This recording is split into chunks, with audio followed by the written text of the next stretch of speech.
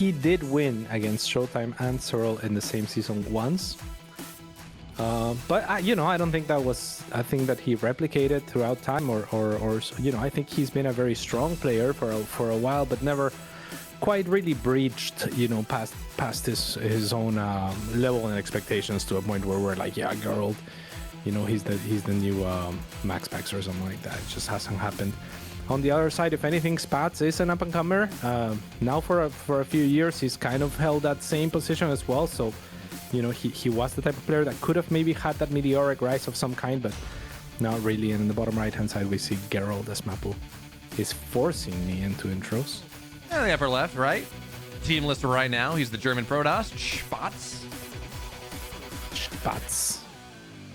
And I guess, Cats, when I say one of the best players in Europe, I'm not saying he's Max Pax, Clem, Rainer, Searle.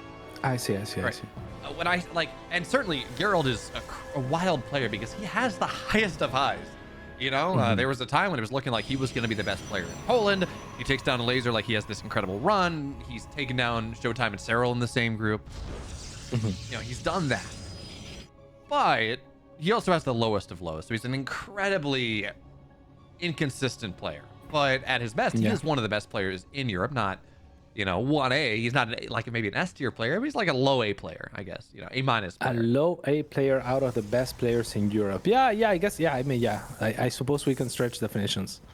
Okay. A little bit, or yeah. The best player in Europe versus one of the strongest player, one of the best players in Europe. One of the strongest players in Europe. But that by that same metric, Apatry Zelda is also one of the best Terran players in the world, right? Like if we go deep enough into the pool where. Okay, no, you are. But he is, right? If we're talking about like 0.1% of the population or something like that. Okay, so if we say so Max Pax, Rainer, Searle, they're S tier in Europe. Yeah, right. Yeah, I just feel like in the context of we're watching a pro tournament, like we're watching the highest tier tournament, and someone here is one of the best, and someone here has to be one of the worst of this bunch. Then yeah, I don't see Gerald in this context as one of the best, right? But obviously, if you remove yourself from this situation, then yeah, every single player in this tournament is one of the best players in the world, without a doubt, right? That's what I'm saying, I guess. Does that make sense? Yeah, I got you. Also, I'm being told that you go for like Kulf or Kults or whatever it is. Beats was right there, Cats. Beats. Beats no is good. Way. Wait, where do we get Beats? DE. I see. Mostly my name. I see. Anyways, Adept. Beats. Oh, No this worries. is pain. 5, 6. He's gonna get a 7th. That's tough. Oh man. He's not going to get a 7th. I think he could have it because like that one Adept was dead anyways. Just turn around and get a shot. 6 probes early feels really bad. And by the way, what is Spatz doing? Technically, he's going for an expand, right? Sure. But this is Proxy Blink. Proxy Twilight down here as well. So It was spotted too, yeah. was it? Okay. It was spotted by Gerald, but all the same, he took a little bit of damage there. So we'll see if he's able to do something about this. Now there's a shield battery in the main as well, so the single Adept doesn't really pose much of a threat at all.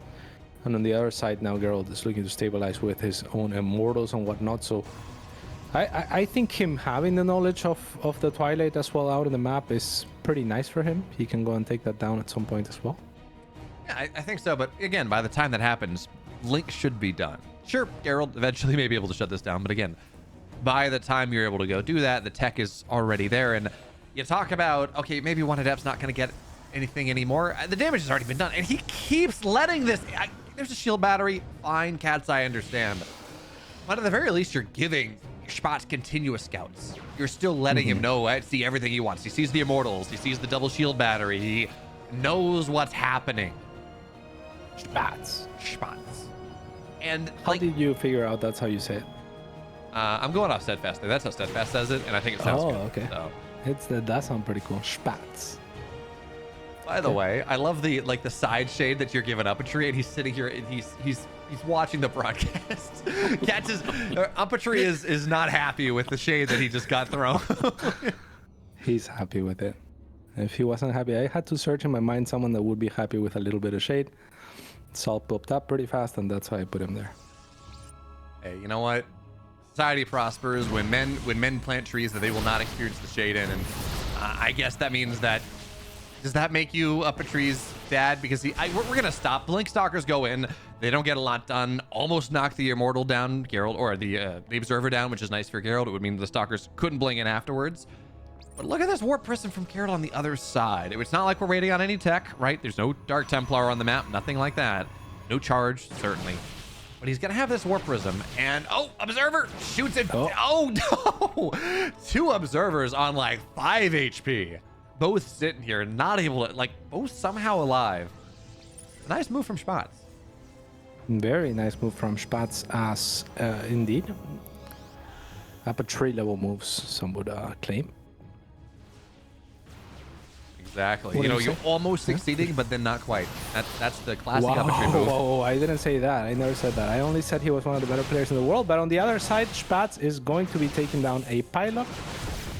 And Gerald's going to be forced to try to make something happen about it. And with enough of a distraction on the other side, actually one of the Stalkers is forgotten on the other side. These Adepts continue to do damage. 5 probes all day. 1 other Stalker died in the process of recalling as well. So in the last 20 seconds, 15 seconds or so, pretty great trades for Gerald all around the map. Dude, like we're playing, we're gonna do North America in this series. It's like 2 series inclusive of this one. And Spatz and Gerald have just decided that, okay, we want to start North America early because this is a clowny as hell game.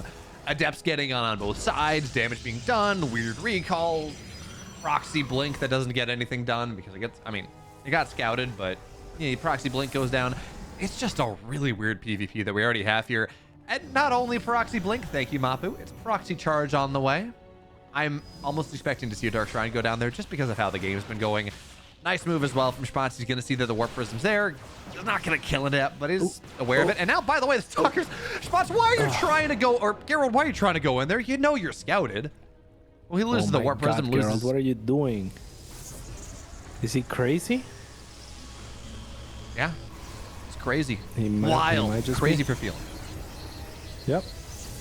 I mean, the Dark Templar Archives is almost ready as well for Gerald, so maybe that's why he was looking to try and poke and prod with for his DTs to make an impact maybe off of the Warp Prism. I love the hallucinated Warp Prism as well from Spatz, as he's going to send that into the third, the real one into the main, and this is going to cause a lot of mayhem and havoc for a Gerald that does get distracted by the hallucinated Warp Prism, as his Stalkers are going to be a little bit out of position. Nice force fields on the side of both players, actually, as one of the Immortals is going to be trapped on one side and the other 2 are going to make their ways forward to deal with the battery overcharge. But now they are surrounded on offense is Spatz, but not before doing a ton of damage.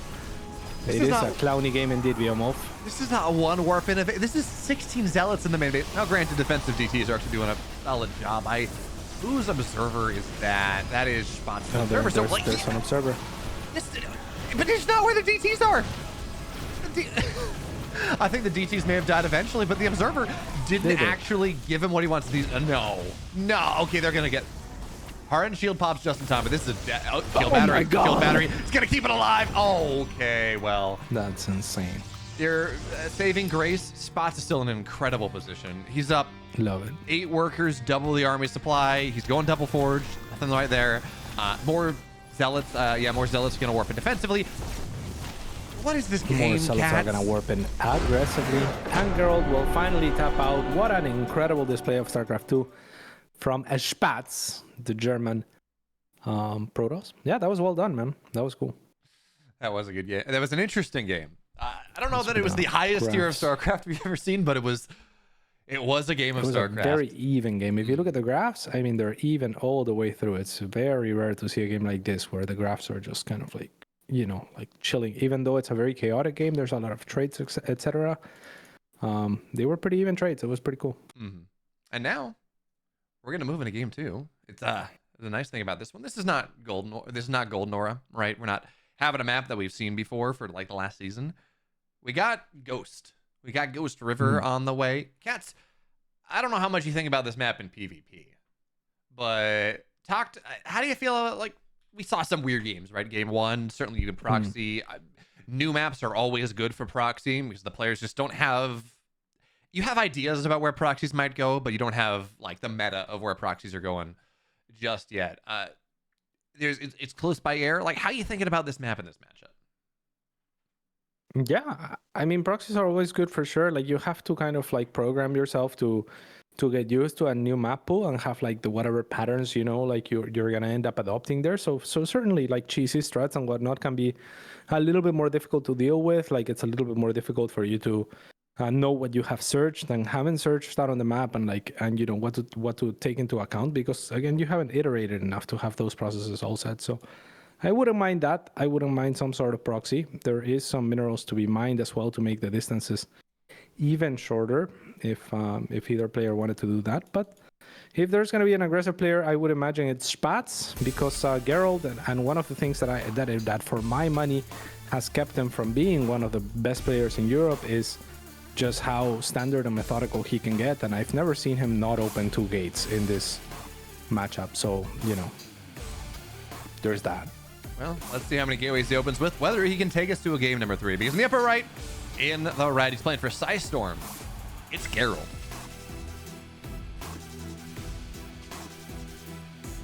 And his opponent, playing from Germany, currently teamless. His name is Spatz.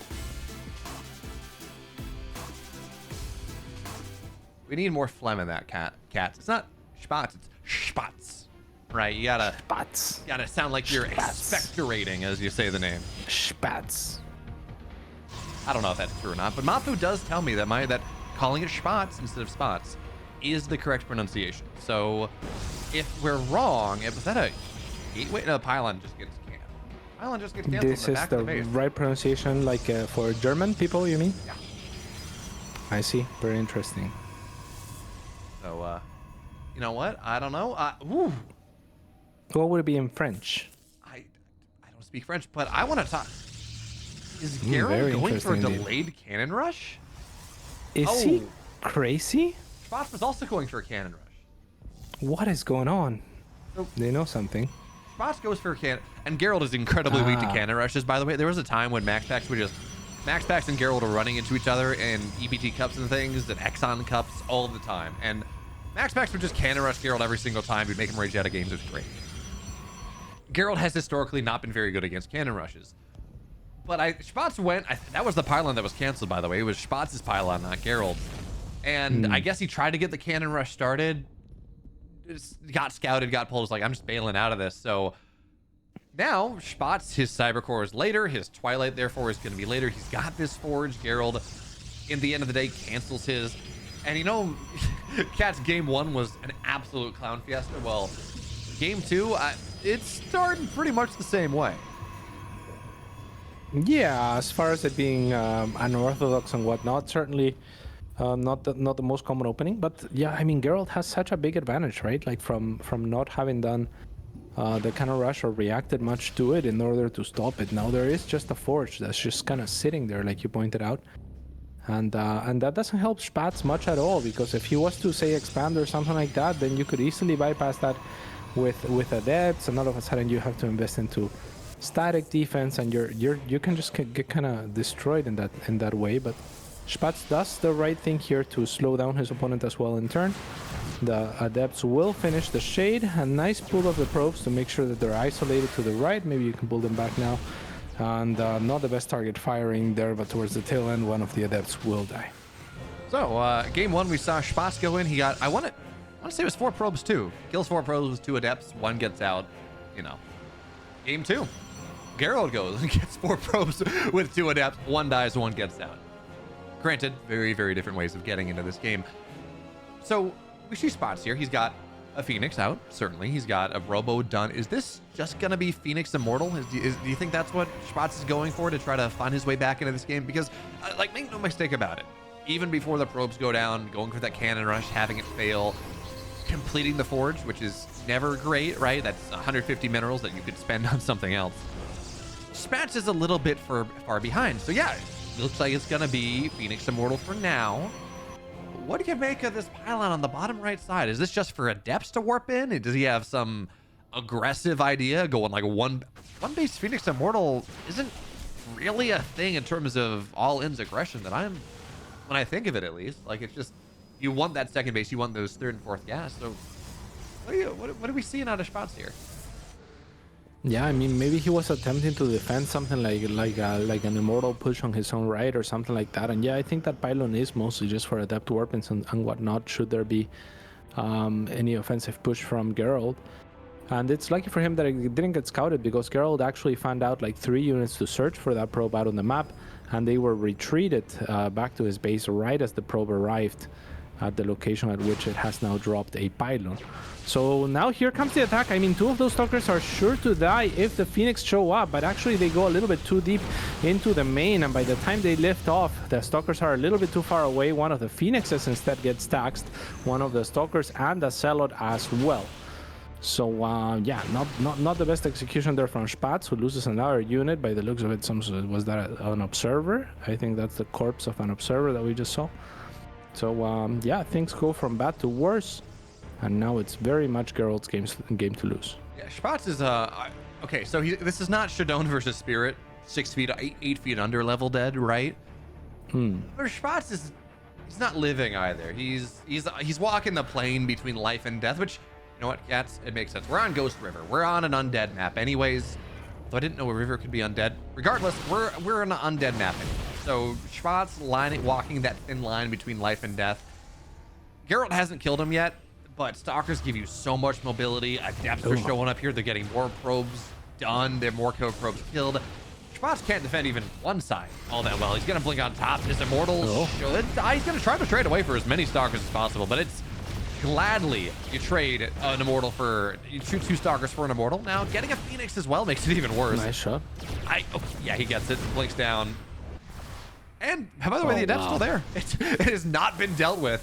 5 more. Yeah, okay, now he's 6. Now he's 8 feet under. Now Spatz is very dead in this game. How much would you bet? Would you eat a shoe? If I can go find a chocolate shoe. Oh wow, okay, weak. So you wouldn't eat a leather shoe if Spatz wins this game? I would not eat a leather shoe if Spatz wins this game. Okay, I will, just to show you via move. So if Spatz wins this game, if we both end up in Dallas or something, I don't know if you're like, I'm playing regardless of whether I'm casting, I'll be there. So like if we both end up in Dallas, you're gonna eat a shoe for me, Cats? Is that like, am I gonna be able to see in person? You gonna take some ketchup and a steak knife and eat some of the tongue? If it's edible, yeah. I like, technically you can boil leather and eat it, like in a truly survival scenario. Rawhide is, you can really? Oh, is it actually edible, like in a survival scenario? Untreated, untreated leather is untreated leather. Okay. So I would have to manufacture a shoe out of untreated leather. That's the trick is you know, modern shoes, right, with the leather that's been probably dyed pretty expensive and for treated. a crappy meal. It's the chemicals they use to dye it and treat it are toxic. So, you know, in small amount, like if you ate a tiny piece, you'd probably be fine, but certainly not something you want to make a meal out of. Is now Gerald, he's got a ton of charge lots. He's got these stalkers. Spatz doesn't even take the fight. We're going to game 3. Even think about it. We're going. Love it. Yeah, well, game 1, Spatz gets 4 workers, wins the game. Game 2, Gerald gets 4 workers, wins the game. Wins the game. Game 3? No one gets 4 workers and no one wins the game. It's a tie. Man. Oceanborn, though, your favorite map. Why is it why is it my favorite map? That's just what I've heard. No? No. I like new maps. What is your favorite? Yeah. I don't know that I have a favorite map. I know I hate post youth as a Zerg player, right? Giving my opponents a free natural is just, it doesn't feel good. Yeah. But otherwise, I don't know that I have a favorite map. I just like maps changing. I like that we're getting finally maps. This pool, last pool. Who is your favorite Harry Potter character then? Well, people at times have told me, like, not right now because I got a beard and I'm a little bit older.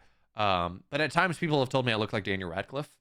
So I guess I'm honor bound to say Harry. I see. So you're Harry and Frodo. I get cats. We have the film noir cats. So tough. But anyway, so I get Daniel Radcliffe, I get Elijah Wood, and I get Tobey Maguire. Now I get less of Daniel Radcliffe and Tobey Maguire now because I have a beard and, you know, there's all that. But We'll get cats back soon. Don't worry about it. In the meantime, we get to Yeah, I'm fixing it. rejoice that we're not being dazzled by cats' beauty and can actually focus on the game a little bit more. But yeah. So yeah, but yes, I am Frodo. I am Harry, or I'm the Swiss Army Man is what I am actually, cats. Frodo, Harry, and Spider-Man. Exactly. 3 different. I see. Did you ever The watch main that movie, by the way? Which one? Swiss Army Man. No. It was weird.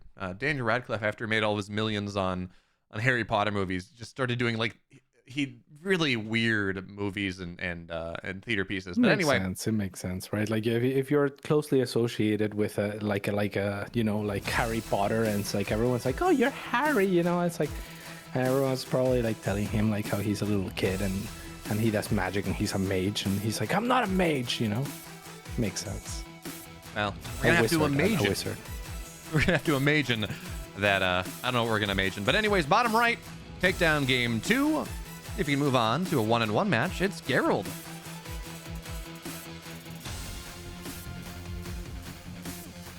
And on the top left-hand side, it's his opponent. What? Was that actually?